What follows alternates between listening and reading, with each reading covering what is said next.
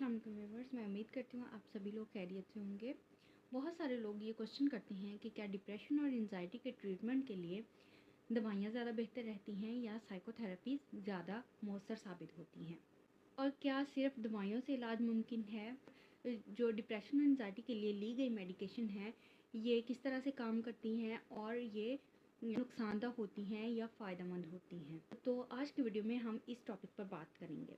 तो सबसे पहले हम बात करते हैं कि डिप्रेशन और एंजाइटी के ट्रीटमेंट के बारे में। डिप्रेशन और एंजाइटी के ट्रीटमेंट के लिए बुनियादी तौर पर दो तरीके इस्तेमाल किए जाते हैं, एक तो मेडिकेशन और दूसरा साइकोथेरेपीज़। और बहुत सारे लोग ये अमूमन ये गलती करते हैं कि जब डिप्रेशन और एंजाइटी के सिम्टम्स फील हो रही हों तो सबसे पहले अपने फैमिली डॉक्टर से मशवरा करते हैं। वो फैमिली डॉक्टर जो हैं आमतौर पर उनको कोई मेडिकेशन दे देते हैं जो कि एंटी डिप्रेसेंट और एंटी एंजाइटी नहीं होती, या फिर उनको किसी न्यूरोलॉजिस्ट के पास रेफ़र कर देते हैं। इस बात को अच्छी तरह से समझना चाहिए कि आपका जो डिसऑर्डर है जो कि रिलेटेड है आपकी फीलिंग्स के साथ, आपके इमोशंस के साथ, आपकी थिंकिंग और थॉट्स के साथ, उसमें एक न्यूरोलॉजिस्ट का कोई रोल नहीं है। उसमें आप सिर्फ़ और सिर्फ एक साइकेट्रिस्ट को या एक साइकोलॉजिस्ट को ही दिखा सकते हैं कि आपकी कैफियत को, आपके इमोशंस, फीलिंग्स, आपकी थिंकिंग और आपके थॉट्स को और आपकी कंडीशन को समझते हुए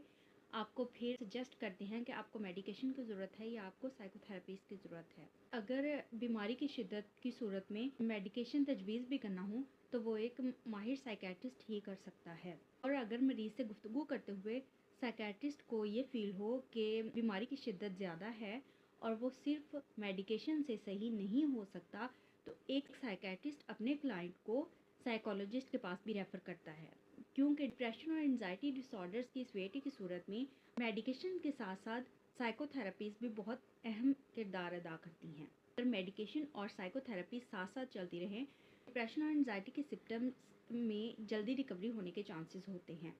अब हम बात करते हैं कि डिप्रेशन और एंजाइटी के डिसऑर्डर में जो मेडिकेशन दी जाती हैं वो किस तरह से काम करती हैं। हम जिसे सुकून या खुशी कहते हैं वो हमारे बुनियादी तौर पर हमारे दिमाग में खारिज होने वाले न्यूरोट्रांसमीटर्स होते हैं, या जिन्हें हम केमिकल्स भी कहते हैं। तो बुनियादी तौर पर सुकून और खुशी के जो न्यूरोट्रांसमीटर्स हैं या केमिकल्स हैं उनको सेरोटोनिन और डोपामीन कहा जाता है। इंसानी दिमाग की साख्त इस तरह की होती है कि जब कुदरती तौर पर इन न्यूरोट्रांसमीटर्स और केमिकल्स का इखराज हो रहा होता है तो इंसान कुदरती तौर पर खुशी और सुकून महसूस करता है। लेकिन डिप्रेशन और एंजाइटी की बीमारी में ऐसे होता है कि इन न्यूरोट्रांसमीटर्स या केमिकल्स का इखराज कम हो जाता है। एंटी डिप्रेसेंट और एंटी एंजाइटी मेडिकेशन जो होती हैं ये मसनूई तौर पर इन केमिकल्स और न्यूरोट्रांसमीटर्स के इखराज का बायस बनती हैं, जिसकी वजह से क्लाइंट कंडीशन में किसी हद तक बेहतरी महसूस करता है। अब ये तो बात हो गई मेडिकेशन किस तरह से काम करती हैं। अब एक साइकोलॉजिस्ट यहाँ पर क्या रोल प्ले करता है।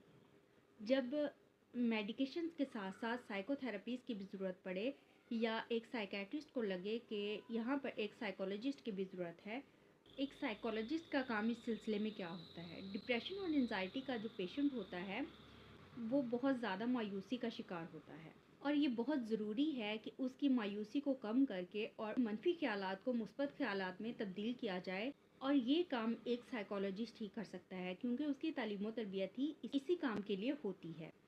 एक लाइफ कोच, एक मोटिवेशनल स्पीकर और एक मुखलिस और हमदर्द दोस्त भी इस सिलसिले में मरीज़ की मदद कर सकता है।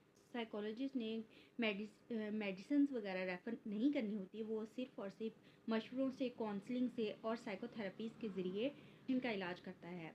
लेकिन बहुत सारे लोग इस सिलसिले में फेड अप हो जाते हैं और बाकायदगी से सेशंस के लिए नहीं आते। लेकिन हकीकत यही है, जब तक इंसान खुद अपनी सोच और अपने ख्यालात में तब्दीली लेकर नहीं आएगा, उसका अपनी नॉर्मल ज़िंदगी की तरफ वापस लौटना बहुत मुश्किल हो जाता है। उम्मीद करती हूँ आपको आज की वीडियो अच्छी लगी होगी। प्लीज़ लाइक और शेयर करें और चैनल को सब्सक्राइब करें। अल्लाह हाफिज़।